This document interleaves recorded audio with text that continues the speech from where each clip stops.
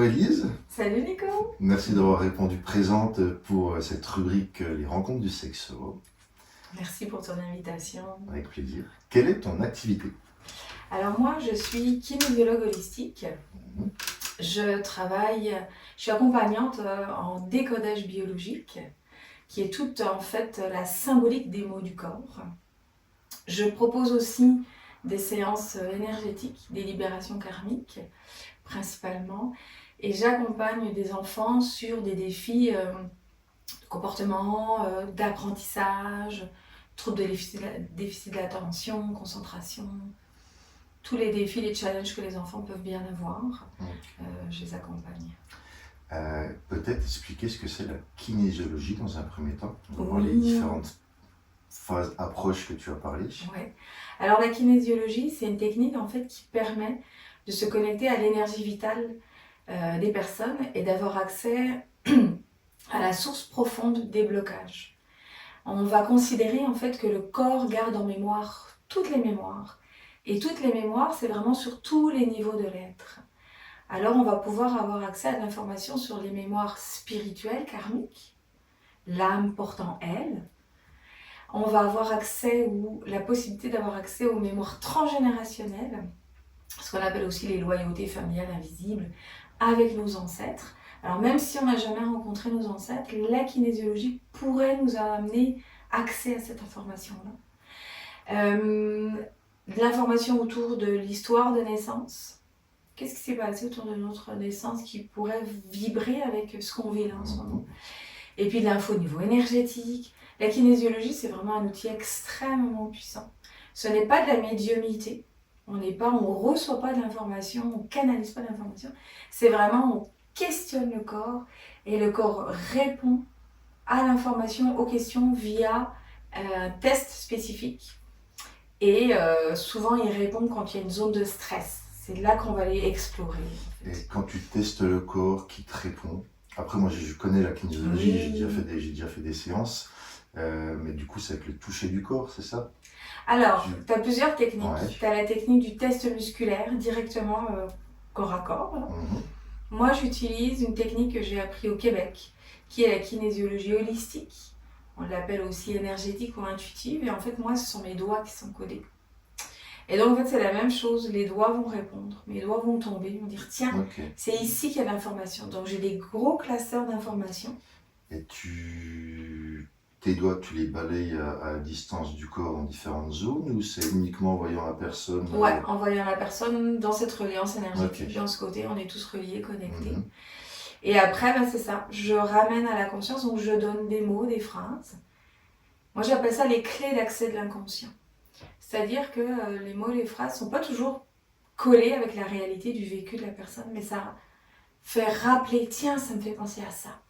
Et là, on embarque. Et on discute. Moi, j'ai une approche thérapeutique. Thérapeute, ce qui veut dire que c'est pas juste simplement de ramener de l'information, c'est de la conscientiser. Qu'est-ce que je fais avec ça?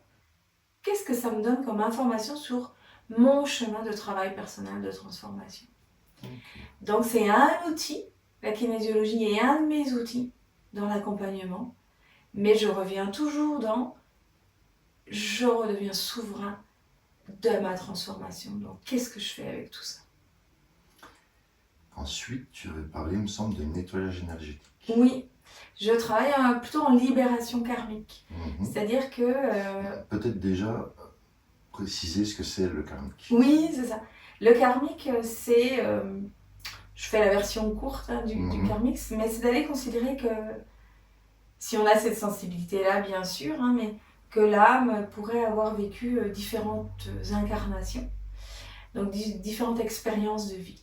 Et au travers de ces différentes expériences de vie, eh bien, elle va commencer à croire des choses, on va considérer ça comme des croyances karmiques ou des mémoires karmiques, spirituelles.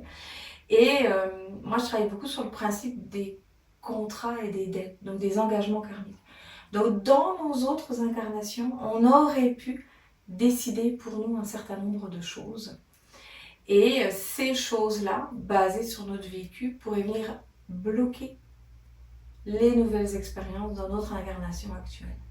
Donc moi, je travaille vraiment à aller libérer les blocages sur le plan de l'âme pour pouvoir libérer les blocages dans cette incarnation-là, bien sûr, et pouvoir faire de nouvelles expériences, mobiliser de nouveaux outils et revenir à son être essentiel et son être véritable. Donc, pour résumer tout ce que je viens de dire là, on va considérer que l'âme porte des mémoires de ses autres vies qui vont venir conditionner les expériences actuelles, en fait, ou la vie actuelle. Et l'idée, c'est d'aller libérer les conditionnements. Et tu libères comment? Pareil, c'est tes mains que tu t'approches du corps? Alors là, spécifiquement, je travaille au pendule Ouais. et je travaille avec les rayons sacrés des archanges.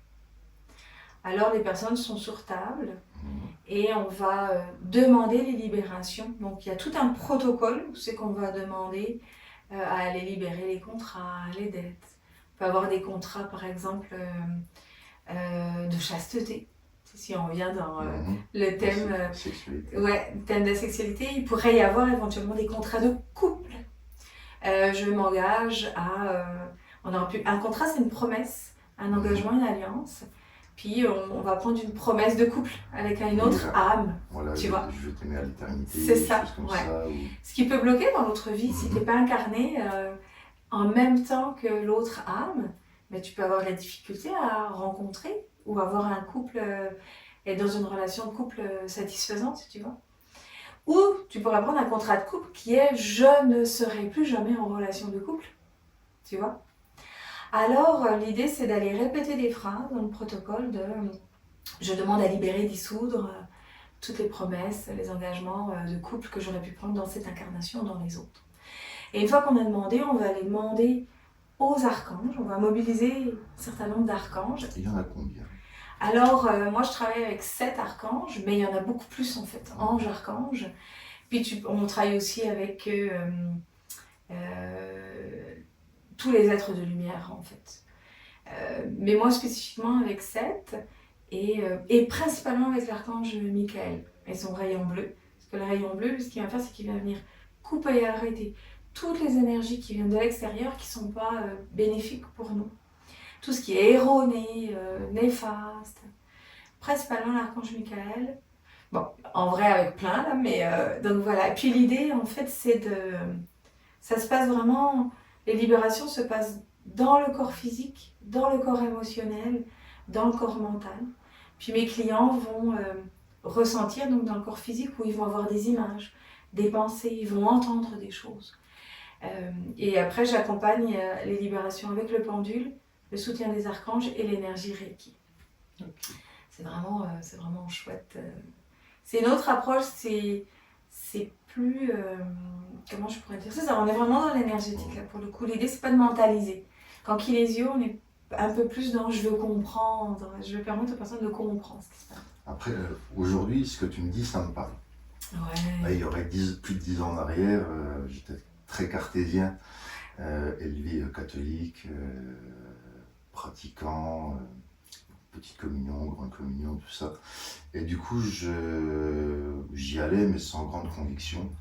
Et pour moi, je ne croyais pas en Dieu, de ce que l'homme a pu délivrer de génération en génération, s'approprier ce qu'il avait compris et ce qu'il veut transmettre. Et après, c'est au fur et à mesure des différentes relations que j'ai eues, où j'étais ouvert justement aux énergies. Oui. Voilà, où j'ai conscience qu'il y a quelque chose de plus grand de nous, au-dessus et en nous. Et voilà, je crois plus à ce que j'appelle l'univers, oui, qu'un Dieu comme on pourrait le décrire, alors que ça peut être sensiblement la même chose. Mais voilà, donc ça me résonne en moi. C'est pour ça aussi que tu es là. Oui, sinon, bien évidemment, c'est quelque chose, une approche que ça ne m'aurait pas parlé, j'aurais pas voulu mettre en lumière. Même au niveau sexualité, suivant les clients que j'ai, en premier lieu, je ne vais pas parler d'énergie sexuelle. Je ne vais pas parler de bol tibétain comme tu peux voir ici. Ou de la Kundalini. Voilà, c'est ça, tout à fait. Donc après, c'est au bout de 2 ou 3 séances où je vais poser juste une question simple. Est-ce que vous êtes ouvert aux énergies? On me dit oui, donc là, voilà, je vais apporter une autre dimension. Si on me dit non, je vais rester quelque chose sur cartésien, sur travailler sur l'inconscient. Ouais. Maintenant, on va revenir à toi. Donc, on a vu la kinésiologie, les soins énergétiques, et il y a une chose également qui est très intéressante, où j'ai vu une conférence de toi, c'est le mal-ati. Oui, qu'on appelle aussi, le grand thème, c'est décodage biologique. On va venir décoder, comprendre ce qui était encodé dans la biologie. J'appelle ça aussi, moi, la symbolique des mots du corps ou l'intelligence émotionnelle. Il y a plein de mots pour considérer. Ça, ce sont des hypothèses. Et moi, j'amène jamais des vérités. D'un point de vue éthique, c'est vraiment important de le nommer. Ce sont des hypothèses qui ont été apportées par des médecins il y a une quarantaine d'années, en fait, d'aller considérer que derrière des manifestations dans le corps physique, il pourrait y avoir des conflits émotionnels non résolus.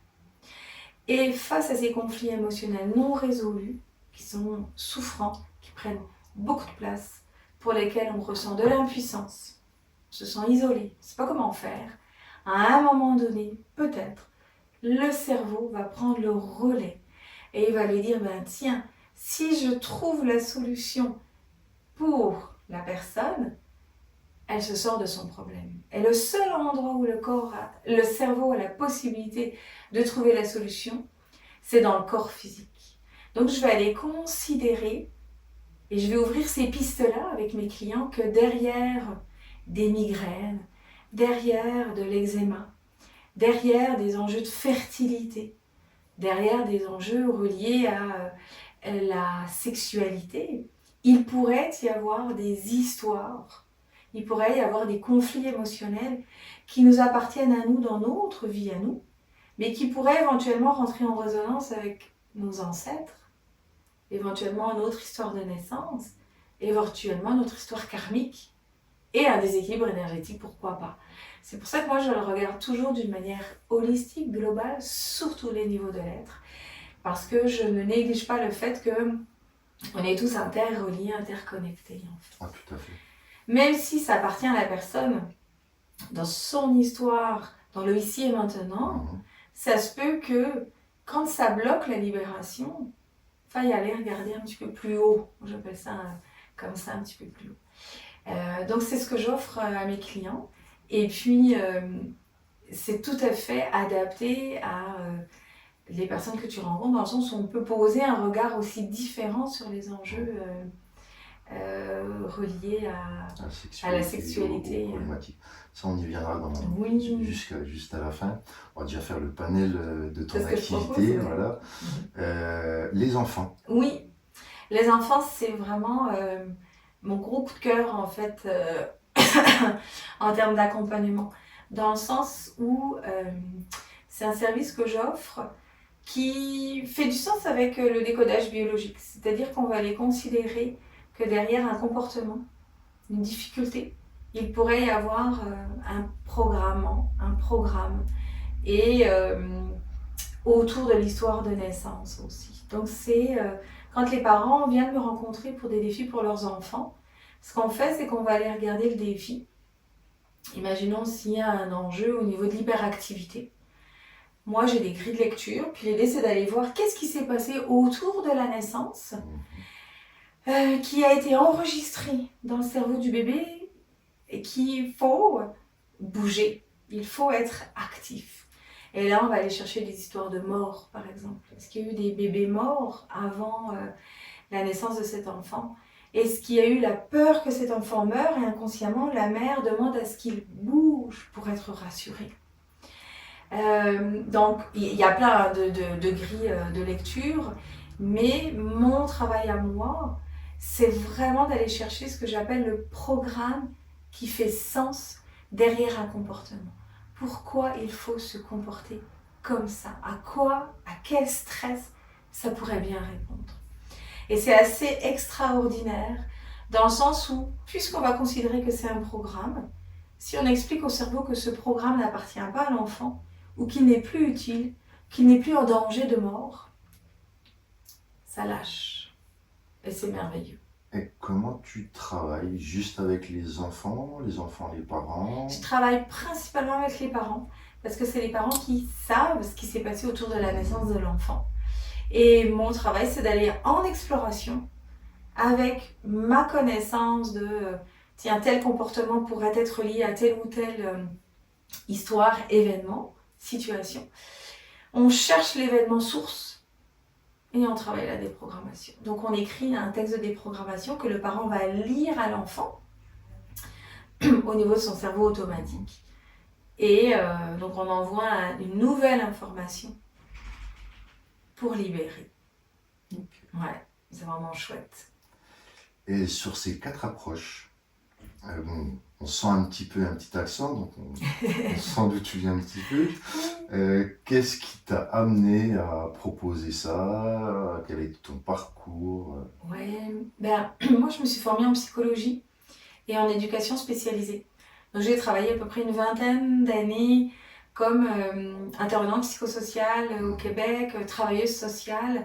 Et mes dernières années d'expérience, j'étais directrice en fait d'une entreprise d'insertion à Montréal.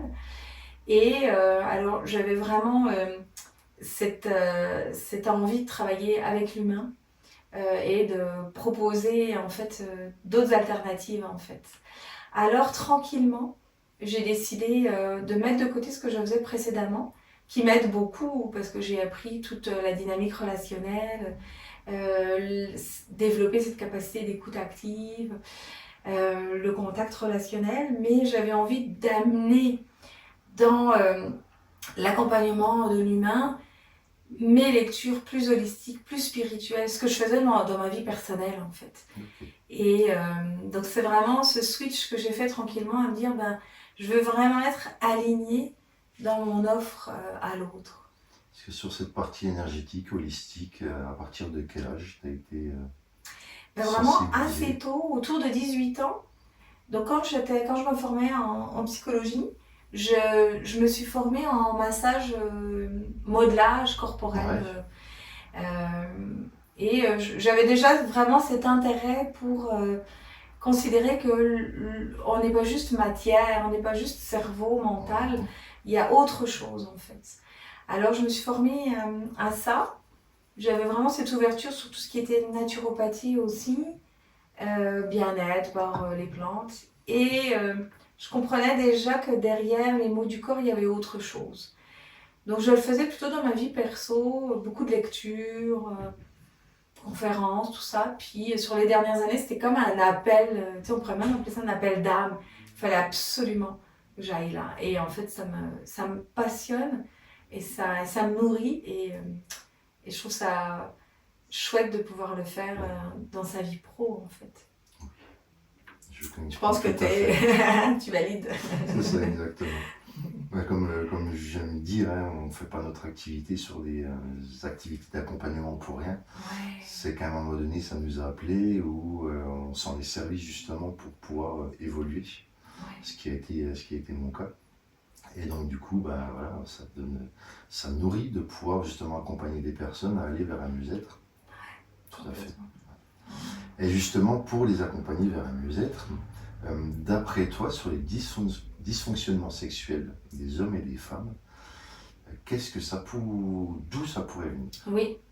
Alors, quand on est dans sexualité, ma première manière d'aller regarder le défi, en fait, c'est de partir de ce qu'on appelle les systèmes biologiques. Et quand on est dans les enjeux au niveau de la sexualité, dans les systèmes que moi j'identifie, on va avoir le système reproducteur, on va avoir le système tégumentaire, la peau, on va avoir le système sensoriel et le système nerveux. Peut-être que j'en oublie, mais ma première manière de regarder, c'est celle-là. Puis, tu vois, le système reproducteur, les grands thèmes qui se cachent derrière le système reproducteur, ce sont les graves conflits de perte et les drames d'enfants. Et aussi tous les défis dans les histoires de couple. Donc on va parler de coups moches, coups bas, tout ce qui est vilainerie, pas beau, pas propre, sexuel ou semi-sexuel. Donc déjà là, moi quand j'ai des personnes qui arrivent avec des enjeux sur ce grand thème-là, on va explorer l'histoire par rapport à ça. Leur histoire personnelle, l'histoire des parents dont on vient s'imprégner et l'histoire des ancêtres. Parce que ce que je veux rappeler ici, c'est que il y a toujours un sens derrière un mot du corps. Le cerveau, il ne fait pas mot du corps pour rien, pour le plaisir. Dans mes lectures à moi, bien sûr. Il n'y a jamais de hasard. Il y a, je crois profondément, un message, un sens à entendre, à comprendre. Alors, on va chercher ça au niveau reproducteur. Au niveau du système tégumentaire, donc peau-contact, tu vois, parce que la sexualité, ça passe bien évidemment par rentrer en relation avec l'autre, et puis ça passe par le toucher, en fait. Donc, le système tégumentaire, quand il est activé, on est dans conflit de séparation, réel, symbolique, imaginaire, perte de contact, absence de contact, et toutes les histoires de souillure, atteinte à l'intégrité et conflit avec l'esthétique. C'est pareil, en fonction du défi de la personne, donc plus spécifiquement, on va aller regarder les histoires là derrière. Système sensoriel. Tout le système sensoriel, qui est pas mal relié au système nerveux aussi, il sert à quoi le système sensoriel? Assurer sa survie, identifier le danger autour de nous par l'audition, l'odorat, la vue, le toucher aussi en fait, et puis j'oublie quoi, le goût. Ouais. Et le système nerveux, on est dans tous les rapports à l'ordre, à l'autorité, aux obligations, où je ne veux plus de quelque chose, donc je coupe le système nerveux pour que l'ordre ne se rende plus. Donc est-ce qu'il y a eu des obligations à un moment donné dans sexualité, des rapports forcés, non désirés, des viols, des mariages forcés, tu vois, des trucs comme ça. Donc là, je le dis super large, mais si on allait dans le spécifique, si on était, par exemple, chez les femmes dans vaginisme, entre autres, on va chercher dans l'histoire. Donc pour rappeler, le vaginisme, c'est les douleurs à la pénétration. Ouais. Donc, on va aller chercher dans l'histoire des histoires justement où c'est que les rapports n'ont pas été agréables, éventuellement forcés, ou moralement je n'ai pas le droit d'avoir des rapports. Puis, toujours, ancêtre, dans la vie intra-utérine ou l'histoire de naissance ou dans ma vie actuelle. Vaginisme, c'est aussi cette idée de ne pas être possédé. C'est vraiment le mot qu'on trouve dans le dictionnaire. Posséder, mais aimer, avoir un homme à moi.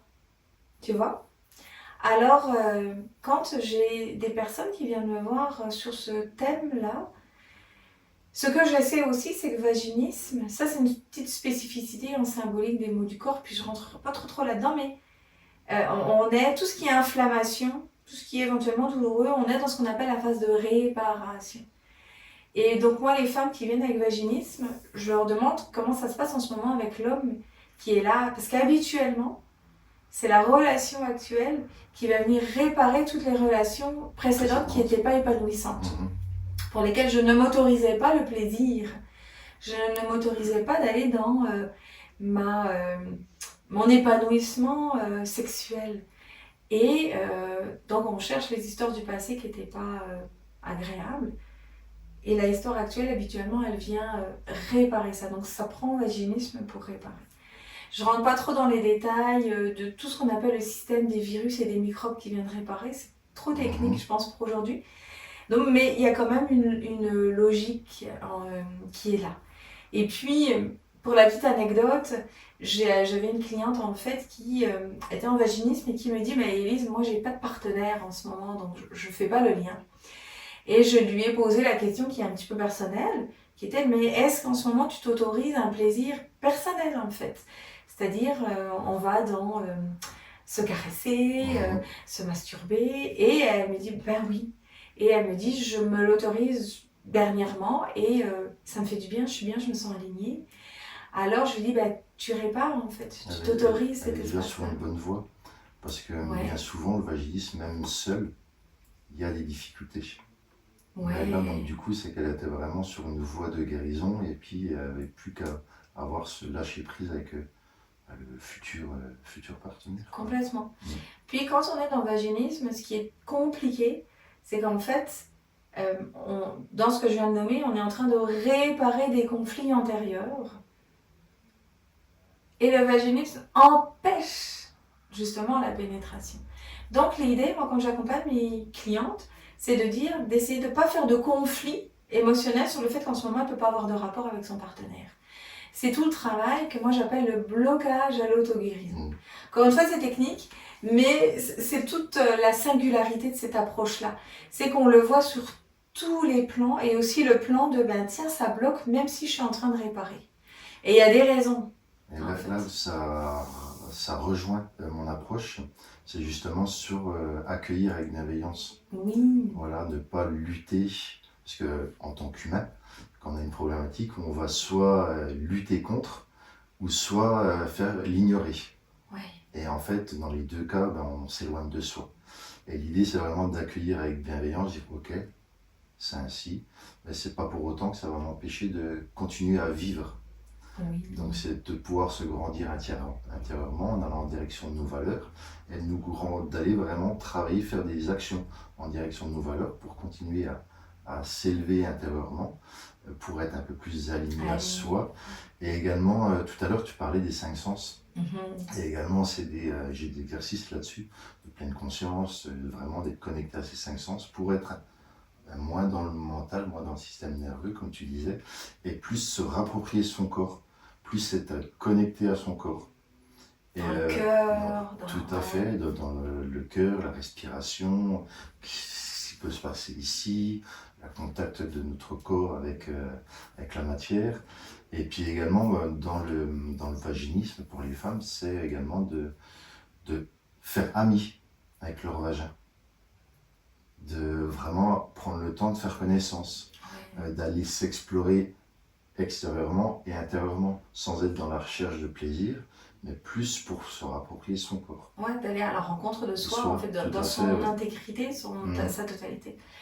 Là où je te rejoins aussi, c'est... j'invite mes clients, même si c'est difficile, à remercier leur corps, même quand il y a des maux du corps, ou surtout quand il y en a, parce que dans la logique biologique, le corps fait ça pour assurer notre survie. Alors je l'enseigne, je transmets, je donne des exemples en fait pour bien cerner ça, mais c'est vraiment d'aller remercier pour ce qui est là. Et ça aide beaucoup dans le lâcher prise. Donc pas faire un conflit sur ce que je suis en train de vivre, mais de dire ok, c'est pour une finalité, il y a un sens derrière tout ça. C'est ce qui revient, ce qui fait sens en moi, c'est par exemple pour un homme, sur les troubles érectiles, où bien souvent ça va pas être, ils veulent les avoir sur des femmes qu'ils vont trouver impressionnantes, soit physiquement ou soit au niveau caractère. Donc le physiquement, ça peut être justement se bloquer, se dire attention, attends, si tu vas te mettre avec elle, elle est très jolie, elle va te tromper. Une femme qui a du caractère, du coup, elle va prendre de l'emprise sur toi. Donc du coup, le corps justement réagit et se protège par rapport à ça. Oui, puis c'est intéressant parce que tu fais le lien avec la symbolique des maux du corps sur la puissance ou trouble érectile ou éventuellement éjaculation précoce. Là, tu sais, si on fait un petit package là-dessus, mais les conflits qui sont en arrière sont des conflits de perte de territoire. Tu vois? Tu sais, quand tu dis j'ai peur qu'elle me quitte, il y a vraiment cette idée de je suis éventuellement dans une impuissance psychique. Alors ça peut être, je suis peut-être pas à la hauteur en fait pour cette personne-là. Donc ça c'est des croyances, hein. Donc, c'est pour ça qu'il faut le travailler aussi au niveau du mental. Et il peut y avoir de l'impuissance psychique dans d'autres sphères, par exemple au travail, en ce moment je vibre avec ça. Et tranquillement ça va venir relier les autres impuissances et on va basculer dans l'impuissance physique.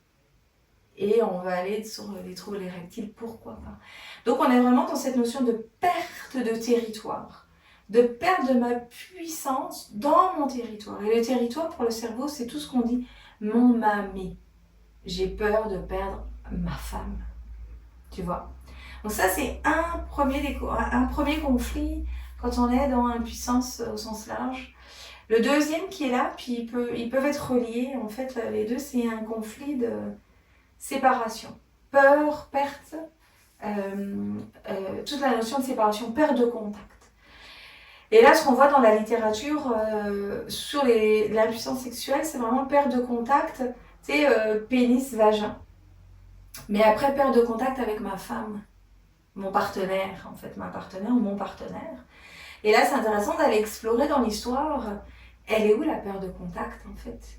Est-ce qu'elle est réelle, symbolique, imaginaire? Est-ce qu'elle est émotionnelle? Est-ce qu'elle est mentale? Est-ce qu'elle est physique? Tu vois? Puis on est vraiment dans la peur, donc c'est peut-être même pas arrivé. Et après, la solution parfaite, c'est éventuellement l'inhibition.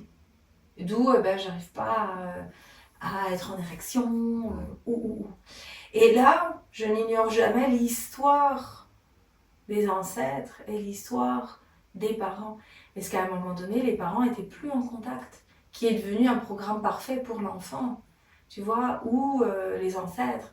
C'est toujours, il n'y a jamais de réponse, comment je pourrais dire, unique. L'idée, c'est de partir avec la littérature, ce qu'on voit dans les dictionnaires, ce qu'on sait du trouble, et d'aller essayer de comprendre dans l'histoire de la personne. Ça résonne en moi sur la peur de contact. Oui. Où en fait, bien souvent, dans le couple, ne serait-ce que de se faire des câlins, si par exemple l'homme qui a des troubles érectiles, s'il commence des câlins, il va être dans l'idée de, après il va y avoir pénétration. Donc du coup, il ne va pas pouvoir apprécier le moment. Par exemple, si une femme, des fois c'est l'inverse, hein, mais là je prends le cas d'une femme qui a moins de désir sexuel que son mari, elle va aller moins en contact vers son homme, parce que derrière, elle va dire je vais l'exciter, et puis au final, moi j'ai pas envie.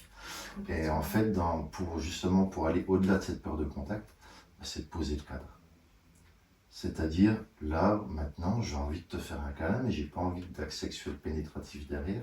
Voilà. J'ai juste besoin de me rapprocher de toi. Et du moment qu'on arrive à poser le cadre, après, derrière, il va pouvoir peut-être émerger une sexualité pénétrative. Oui. Mais en l'occurrence, en attendant, on va pouvoir savourer ce moment. Nommer les besoins, nommer les peurs. C'est ce que tu dis, c'est de ramener la communication. Tu sais, dans la perte de contact, en fait, qu'est-ce qui va aider? C'est de se nommer, de revenir en contact avec ses propres besoins, ses valeurs, ses envies, ses non-envies, puis avoir la possibilité de créer un espace derrière tout ça. Moi, où ça m'amène aussi dans les histoires, c'est éventuellement où est-ce que ça s'est enregistré, pourquoi pas, le contact est dangereux, tu vois, dans les mémoires. Et j'aime bien le nommer, puis je pense que je ne l'ai pas fait jusqu'à maintenant, c'est qu'il y a toujours un sens, si je l'ai dit, une utilité. Et moi, je pose toujours la question, dans mes explorations avec mes clients, c'est en quoi c'est utile de ne pas pouvoir avoir d'érection? En quoi c'est utile d'avoir une sécheresse vaginale? Tu vois, à quoi ça sert et à qui ça sert? Toujours dans les lectures holistiques, bien sûr. Et une sécheresse vaginale, par exemple, ça sert à retarder la pénétration. Ça sert à empêcher la pénétration. Donc, à quel moment et qui ne voulait pas être pénétré? Et pourquoi c'est utile? On a déjà 15 enfants, tu sais, nos grands-parents ou arrière-grands-parents. C'est plus le temps, là. Ça peut être ça, des fois, ça peut être juste ça, parfois. Juste entre guillemets, mais c'est un héritage transgénérationnel. C'est un exemple. La sécheresse vaginale, ça traduit aussi parfois le désert affectif. Donc là, le vagin part du ressenti actuel de la personne. Je suis en désert affectif, j'ai un partenaire, mais il n'y a plus de contact. Tu vois, c'est froid entre nous. Là, tu vois là, ce qui résonne aussi en moi, c'est le fait qu'on ne reste pas focus sur la problématique. J'ai une problématique, j'ai une sécheresse vaginale, vaginiste, trouble érectile. Ouais. Qu'est-ce qu'on peut mettre en place pour que ça revienne? Non, on va venir avant. C'est-à-dire, on va essayer de comprendre pourquoi il y a ce phénomène, mais sans être focus sur ce phénomène, mais sur le pourquoi et comment rétablir justement cette problématique qui est en amont. Voilà, complètement. C'est vraiment de mettre du sens sur ce qui est là. Ouais. Et là, le fait de parler avec toi, ça met du sens dans les programmes que je fais en accompagnement, soit au Oui. cabinet ou en individuel, où en fait, on va pas être focus. Donc j'ai un programme homme et un programme femme, parce qu'on va pas approcher de la même façon. C'est pas la même énergie. Et dès le début, on va pas parler des dysfonctionnements sexuels. On va être vraiment sur la reconnexion de soi, reconnexion émotionnelle, reconnexion corporelle, pour vraiment être plus aligné avec soi et pour se grandir, comme je parlais tout à l'heure, intérieurement, avant d'aller sur cette zone proprement dit. Ouais. Puis ça m'amène là, cette phrase qui résonne, c'est tout part de soi, sans se culpabiliser ou se hyper responsabiliser. Mais je crois vraiment que l'humain a à l'intérieur de lui les ressources pour grandir, cheminer. Puis des fois, on a besoin d'un petit coup de pouce. Tu sais, en passant par toi, en passant par moi, puis avec plein d'autres thérapeutes qui existent. C'est le bout de la complémentarité qui nous intéresse là aussi, parce qu'on pose des regards tous un peu différents. Mais des fois, on a besoin d'un petit coup de pouce pour prendre un pas de recul, puis regarder différemment ce qu'on est en train de vivre. Mais par contre, ça demande du travail sur soi, parce que tu dis, on a besoin d'un coup de pouce. Après, je le vois au cabinet, c'est-à-dire qu'à un moment donné, ça percute tellement à l'intérieur que ça me demande du travail, il y a des choses qui chamboulent en moi, je connais pas, j'ai peur, je reviens dans ce que je connais. Ouais. Au final, je vais m'accommoder de ça, on verra plus tard. Ouais. Là, tu vois, moi, je le mets aussi pas mal sur le plan de l'âme, en disant, c'est son chemin. Oui. C'est l'espace de liberté. En tout cas, nous, ce qu'on sait, c'est qu'on a ça à offrir et que ça peut amener des belles libérations, des belles prises de conscience et un beau chemin, en fait, vers soi puis vers l'autre. Quand on est dans sexualité, c'est vraiment la reliance aussi à l'autre, en fait. Et tu exerces où? Alors moi, j'offre des accompagnements, j'accueille mes clients à Audincourt, dans une belle maison de thérapeute qui s'appelle le Doux Havre de Paix. Donc j'offre des séances en présentiel et en distanciel. Tout ce que je propose peut se faire en visio. Alors peu importe où les gens sont installés, tout est possible. J'offre donc des accompagnements, j'offre régulièrement des ateliers sur des thèmes divers et variés, sur le thème du poids en symbolique des mots du corps. Je travaille beaucoup sur tout ce qui est estime de soi. On va parler aussi de ménopause. Justement, ce serait intéressant qu'on fasse un jeudi sexo ensemble. Je fais des cercles de femmes et là j'amène beaucoup la symbolique des mots du corps, enjeux de fertilité, tous les enjeux au niveau système reproducteur sain, ménopause très spécifiquement. J'ai un atelier que je fais une fois par an sur le thème du couple, mais le couple holistique. Et là, on va aller le regarder sur tous les niveaux de l'être. Ça, c'est vraiment chouette aussi. Et puis après, je le propose en individuel, bien sûr, le grand thème du couple. Parce que j'ai un certain nombre de clients qui arrivent en disant moi, ça marche pas, je rencontre pas les personnes, j'ai envie d'être en couple, je vais fonder une famille, mais ça fonctionne pas. Donc, on va les regarder, ils sont où les blocages? Alors, vraiment intéressant. Et puis, c'est pas mal ça. Atelier, cercle, conférences. Je fais des conférences aussi. La dernière que j'ai faite, c'était d'aller expliquer mon approche avec les enfants, qui est un petit peu différente d'une approche classique. Donc j'aime bien le présenter. Puis je veux répandre l'information qu'il y a d'autres possibilités, il y a des alternatives aussi, sur tous les grands thèmes qu'on vient d'aborder. Et alors, c'est ça, toute une belle programmation tout au long de l'année. Oui, tout à fait. Et on peut, de toute façon, je vais mettre les coordonnées pour te trouver sur ton site internet, les réseaux sociaux. Mais ton nom d'activité, c'est quoi? Alors moi, je m'appelle simplement Élise Bénia, je sais même pas, kinésiologue, accompagnante, holistique. Ouais, mais Élise Bénia, on me trouve assez facilement. Voilà. Et en tout cas, merci de ce bel échange. Merci d'être venu. Merci. Et puis, à tout bientôt. Oui.